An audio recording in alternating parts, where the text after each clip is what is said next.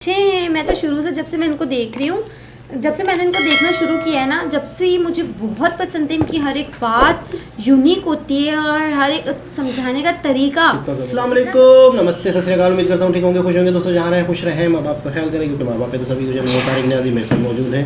अस्सलाम वालेकुम, नमस्ते, सत श्री अकाल। कैसे हैं आप सब? उम्मीद करती हूँ खैरियत से होंगे, खुश रहें, आबाद रहें, दूसरों को भी खुश रखें। सबसे पहले अपने माँ बाप को खुश रखें, अपने भाई बहनों को खुश रखें और थोड़ा सा टाइम उनके लिए ज़रूर निकाला कि करें, क्योंकि उनकी दुआओं से आपके बारे में आ रहे हैं। चले जनाब, हम चलते हैं वीडियो की तरफ, उसके बाद करेंगे बातें। आपको नरेंद्र मोदी जी का नया एक फेस दिखाता हूँ।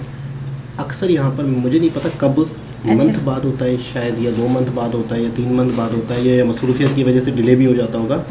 ये स्टूडेंट से बात करते हैं, कॉलेजों के, स्कूलों की लड़कियाँ लड़कों से, उनके सवालों के जवाब देते हैं। नरेंद्र मोदी जी उनके सवालों के जवाब देते हैं। तो बच्चे इनसे कुछ सवाल करते हैं तो इनसे देखते हैं कि नरेंद्र, अच्छा ये ना सिर्फ वज़ीर आज़म हैं, ये प्राइम मिनिस्टर हैं, ये एक रहनुमा भी हैं, यानी कि सही रास्ता दिखाना, ज़िंदगी कैसे इन्होंने अपनी ज़िंदगी बड़ी तकलीफ़ में गुजारी है, तभी उनको एहसास है, नॉलेज हो गया, ज़िंदगी के सही तरीके पता चल गए। सोने का चम्मच लेके पैदा नहीं हुए, तकलीफ़ें देखे तो आज ये दूसरों को बता सकते हैं। तो आज इनसे देखते हैं बच्चों ने क्या सवाल किया है और ये क्या जवाब देते हैं। इस प्रोग्राम का नाम है परीक्षा पे चर्चा, शायद, तो देखते हैं इस वीडियो। पीएम मोदी। नमस्ते माननीय प्रधानमंत्री जी, मैं धीरज सुथार, मैं राजकीय उच्च माध्यमिक विद्यालय कोंदवा, राजसमंद, राजस्थान से हूँ। मैं 12वीं कक्षा में अध्ययनरत हूँ। मेरा प्रश्न यह है कि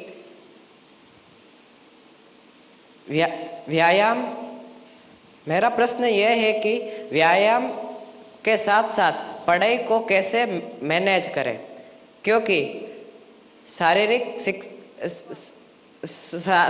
स्वास्थ्य भी उतना ही जरूरी है जितना कि मानसिक स्वास्थ्य।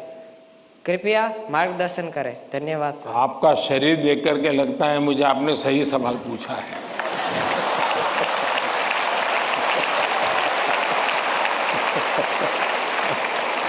और आपकी ये चिंता भी सही होगी।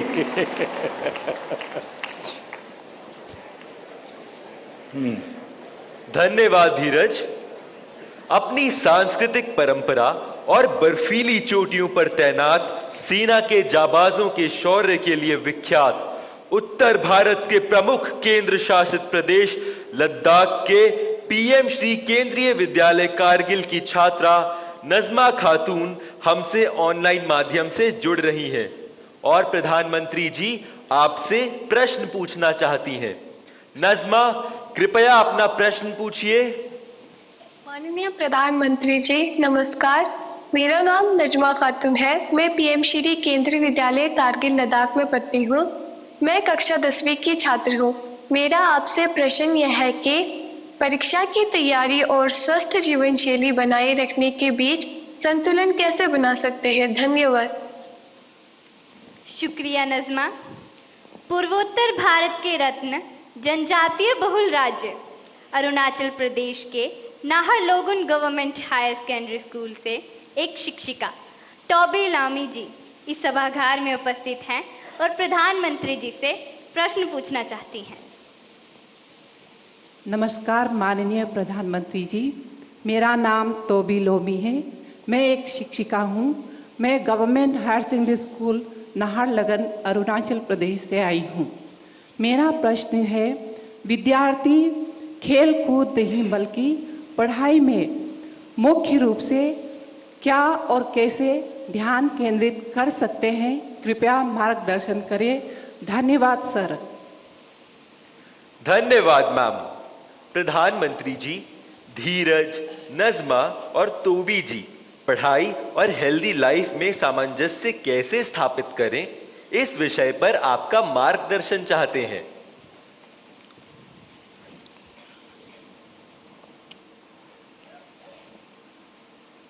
आप में से बहुत सारे स्टूडेंट्स मोबाइल फोन का उपयोग करते होंगे और कुछ लोग होंगे शायद उनको घंटों तक मोबाइल फोन की आदत हो गई होगी। लेकिन क्या कभी ऐसा विचार आया मन में कि नहीं नहीं मैं रिचार्जिंग में फ़ोन रखूँगा तो मेरा मोबाइल का उपयोग कम हो जाएगा, इसलिए रिचार्जिंग नहीं करूँगा। अगर रिचार्जिंग नहीं करूँगा तो मोबाइल काम करेगा क्या? करेगा क्या? तो मोबाइल जैसी चीज़ जो रोज़मर्रा देखते हैं उसको भी चार्जिंग करना पड़ता है, नहीं करना पड़ता है? अरे जवाब तो दीजिए। रिचार्ज करना पड़ता है, नहीं करना पड़ता है?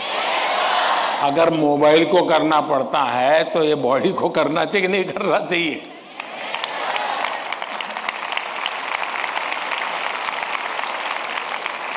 जैसे मोबाइल फोन में चार्जिंग ये मोबाइल की रिक्वायरमेंट है, वैसे हमारा शरीर का भी चार्जिंग ये शरीर की रिक्वायरमेंट है। आप ऐसा सोचो कि नहीं पढ़ना है तो बस विंडो बंद, पढ़ाई, बाकी सब बंद, ऐसा कभी नहीं हो सकता है। जीवन ऐसे नहीं जी सकते हैं और इसलिए जीवन को थोड़ा संतुलित बनाना पड़ता है। कुछ लोग होते हैं खेलते ही रहते हैं, वो भी एक संकट होता है। लेकिन जब आपको एग्जाम देनी हो, क्योंकि लौकिक लाइफ जीवन में इन चीजों का अपना महत्व है, इसको टाल नहीं सकते। लेकिन अगर हम स्वस्थ ही नहीं रहेंगे, अगर हम अपने शरीर में वो सामर्थ्य ही नहीं होगा, तो हो सकता है कि 3 घंटे एग्जाम में ही बैठने का सामर्थ्य खो देंगे, फिर 5 मिनट ऐसे ही करके बैठा रहना पड़ेगा। और इसलिए स्वस्थ शरीर स्वस्थ मन के लिए भी बहुत जरूरी है। अब स्वस्थ शरीर का मतलब ये तो नहीं है कि आपको पहलवानी करनी है, ये आवश्यक नहीं है, लेकिन जीवन में कुछ नियमितताएं होती है। अब आप कभी सोचिए कितना समय है जिसमें आप खुले आसमान के नीचे सनलाइट में बिताए हो। अगर आप चलो पढ़ना भी है तो किताब लेकर के सनलाइट में बैठो ना भाई थोड़ी देर। कभी कभी बॉडी को रिचार्ज करने में सनलाइट भी बहुत जरूरी होता है। क्या कभी कोशिश की नियम से कि भाई मैं दिन में कैसे भी करके इतना तो मौका निकाल दूं ताकि मुझे सनलाइट के साथ नाता रहे? उसी प्रकार से कितना ही पढ़ना क्यों ना हो, लेकिन नींद को कभी भी कम मत आंकिए।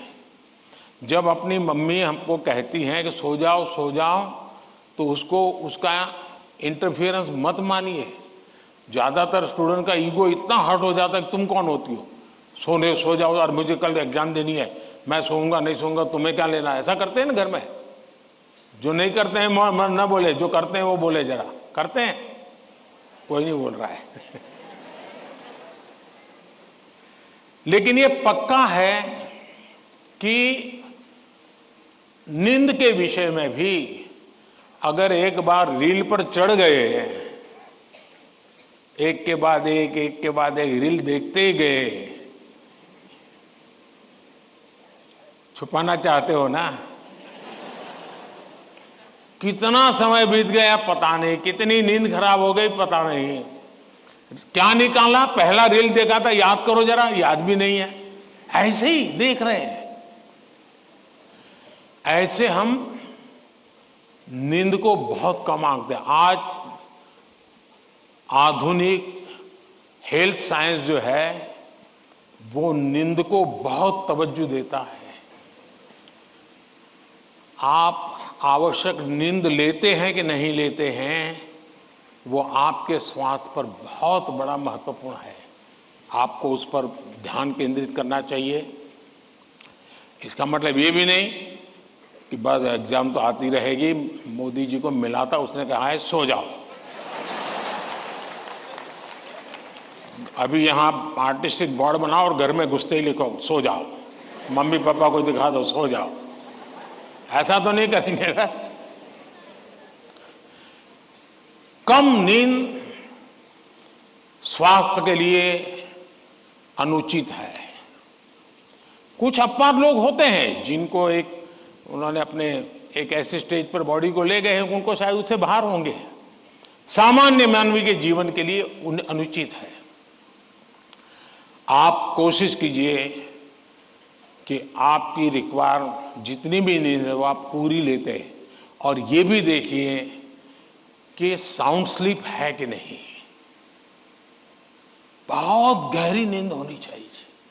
आप हैरान हो जाएंगे, ये जो टीचर बैठे हैं ना, बड़ी आयु के टीचर, ये सुनकर के जरूर चौंक जाएंगे। आज भी मैं इतना सारा मेरे पास काम है ना, आप लोगों जितना नहीं है।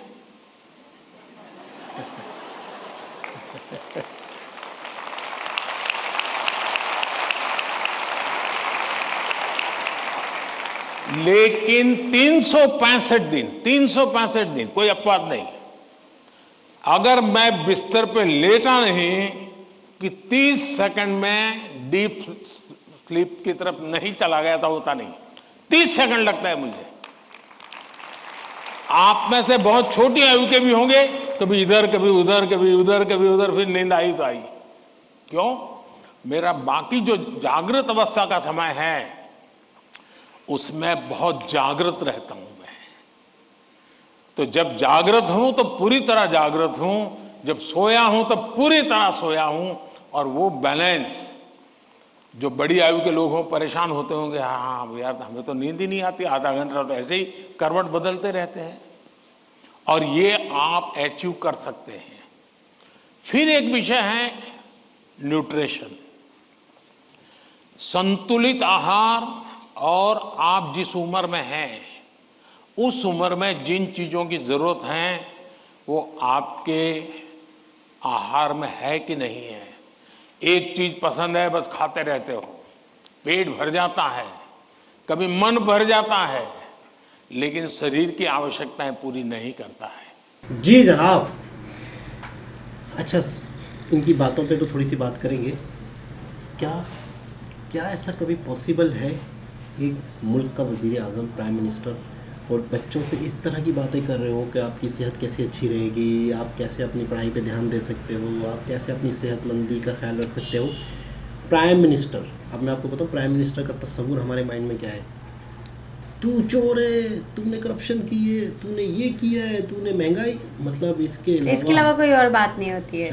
कितनी सलाम है इनको, ये बहुत अच्छे हैं। मैं तो शुरू से, जब से मैं इनको देख रही हूँ, जब से मैंने इनको देखना शुरू किया है ना, जब से मुझे बहुत पसंद है। इनकी हर एक बात यूनिक होती है और हर एक समझाने का तरीका कितना ज़बरदस्त है। मोबाइल से ही उन्होंने समझाया कि बच्चे हैं तो मोबाइल की ही भाषा समझेंगे, ऐसे वैसे मैं कुछ भी समझाऊंगा बोलूँगा नहीं समझ में आएगी, तो उन्होंने मोबाइल ही लेकर समझाया कि मोबाइल को चार्ज करना पड़ता है तो अपनी बॉडी को भी चार्ज करें। बहुत अच्छा तरीका है समझाने का, बहुत अच्छे से बात करते हैं, पहले समझते हैं पूरी बात को कि सामने वाला क्या कहना चाह रहा है, क्या बोल रहा है, उसका सवाल क्या है। ऐसा नहीं है कि उसने आधा सवाल किया आधे से ये बोल पड़े, ऐसा कुछ नहीं है। मैंने जहाँ इनको नोट किया है, पूरा सवाल सुनते हैं उसके बाद बोलते हैं, तो बहुत अच्छा है, बहुत अच्छा है। मतलब मुझे लगा कि एक बीच में थोड़ी सी बात एक रह गई कि असल नींद रात की होती है। यार वाकई मैं भी ना, मतलब 4 घंटे सोती हूँ मैं भी टोटली। हाँ, 4 या 5 घंटे। रात के 2 बजे सोती हूँ, 1:30 बजे, कभी 1 बजे, और 6 बजे उठ जाते हैं। इनफ, 6 के बाद नहीं सोते कभी। 6 बजे उठ जाते हैं। लोग होते हैं दुनिया में ऐसे कि जो बहुत कम सोते हैं, मुझे आती नहीं है नींद, और उसके बाद भी फ्रेश रहते हैं पूरा। हाँ, मुझे नींद नहीं आती है। रात को यहाँ से जाओ ना तो बातें करने में लग जाओ। वो देखो, वो कह रहे हैं कि मैं लेटता हूँ 30 सेकंड में मैं सो जाता हूँ। यहाँ तो हम लेटते हैं 2-2 घंटे तक लेटे ही रहते हैं, नींद तो आती नहीं है। बेचैनी होती किसी को कौन सी बेचैनी होती या तो हम लेट रहे 2-2 घंटे तक लेटे हुए, कोई परेशानियाँ होती होंगी, पता नहीं क्या होता होगा। अच्छा, ये कहते हैं ना कि मैं जब पूरा दिन इतना जागता हूँ, इतनी मेहनत करता हूँ कि वक्त गया बिस्तर पे तो गया और सो जाते हैं। तो इनके बारे में सुना है कि 18 घंटे काम करते हैं। अच्छा, जब ये 18 घंटे काम करते हैं तो इनके जो नीचे लोग हैं ना, वो शर्म के मारे भी करते होंगे, ये मुंह से नहीं बोलते कि ये करो वो करो। अपने जो नीचे के लोग हैं प्राइम मिनिस्टर के, इनको कहते हैं इनको बोलने की जरूरत नहीं पड़ती। क्यों? जब ये कर रहे हैं तो फिर वो कैसे जा सकते हैं? वो शर्मिंदगी में नहीं, यार मोदी जी कर रहे हैं तो हम कैसे जाएंगे, छुट्टी भी नहीं ले सकते, जा भी नहीं सकते। मतलब उनको काम करना पड़ता है। वो ये कहते हैं ना कि यार दूसरे से अगर काम करवाना है ना तो पहले खुद करो। मैं अपने घर में जाती हूँ ना यहाँ से, पहले मैं खुद काम में लगती हूँ, सफाई करने में या कोई दूसरे चीज़ें देख के खुद ही शुरू फिर हो मेरी दोनों जो छोटी बहनें, एक 12 साल की और एक 16 साल की, फिर वो दोनों जल्दी जल्दी करती कि अब तो बाजी लग गई है, और अगर इन्होंने कुछ अपना मुंह खोल दिया तो सबकी शामत। क्योंकि मुझे सफाई बहुत पसंद है। मैं यहाँ से जाती हूँ ना, घर गंदा देखती हूँ ना तो मेरा दिमाग घूम जाता है। तो घर साफ रखो यार, कोई भी आने जाने वाला होता है तो देखता है कि यार इनका घर कैसा हो रहा है। जवान लड़कियाँ घर के अंदर, तो मैं उनको बोलती, भले छोटी हैं वो दोनों, मैं तो जॉब करती हूँ, बट मगर फ़र्ज़ है ना उनका, तो मैं यहाँ से घुसूँगी, वो लोग वो करना शुरू कर देंगे, कोई कुछ उठा रहा होगा, कोई कुछ उठा रहा होगा, ये छीके ना। तो खुद तो ये किसी को काम कराने के लिए आपको फोर्स नहीं करना पड़ेगा। पहले खुद करो, आप अगर ताकि किसी को फिर फोर्स दूसरा करोगे करे। तो वो जिद में आ जाएगा, नहीं करता, फिर वो जिद पे अन्ना पे बात आ जाती है ना, जिद पे आ जाती है तो वो बात नहीं होती। मैं समझता हूँ बहुत ही खूबसूरत एक प्रोग्राम है इनका, बहुत बहुत कि बहुत बच्चों के साथ इस तरीके से अट्रैक्शन। अच्छा, प्राइम मिनिस्टर के मुंह से निकला हुआ एक एक लफ्ज याद रहेगा। हाँ। एक आम शख्स बोलेगा ना, इससे इनसे अच्छी बातें कर वो, रहा हाँ, ऑफर्स हाँ, करें, हाँ। लेकिन ये बच्चों को हमेशा याद रहेंगे कि नरेंद्र मोदी जी ने ये कहा था। फिर हाँ। लोग इनसे प्यार करते हैं, मुल्क के वज़ीर आज़म हैं, इनका बहुत बड़ा योगदान है इस मुल्क के ऊपर। तो मैं कहता हूँ कि बहुत ही अच्छा, फिर जब इस तरह के बच्चे होंगे, इस तरह बातें सुनेंगे, तो वो नस्ल कैसी खड़ी होगी, वो नस्ल इस मुल्क को कहाँ ले जाएगी। जब इस तरह के बच्चे सीखेंगे ये बहुत अच्छी बात है, तो आगे मुल्क जब भी तरक्की करेगा। अभी भी देखिए उनकी एज कितनी है, मगर वो अभी भी बहुत बिल्कुल ज़बरदस्त, सेहतमंद, बहुत मेहनत कर रहे हैं, बहुत सपोर्ट कर रहे हैं, सबको लेकर चल रहे हैं, पहले खुद कर रहे हैं फिर दूसरों से करवा रहे हैं। बिल्कुल मतलब ऐसा ये ही। बहुत अच्छा है देखने में, मतलब मैं क्या बोलूँ, अल्फाज ही नहीं है। आप बोले तो यही मुझे है तो कि बहुत मैं कहता हूँ इनकी जितनी तारीफ की जाए कम। कम है वाकई। तो ये प्रोग्राम मतलब मिसाल है, दुनिया में कहीं नहीं मिलता होगा मेरे ख्याल में। दोबारा किसी और वीडियो के साथ आपसे मुलाकात होगी, जब तक के लिए अल्लाह हाफ़िज़।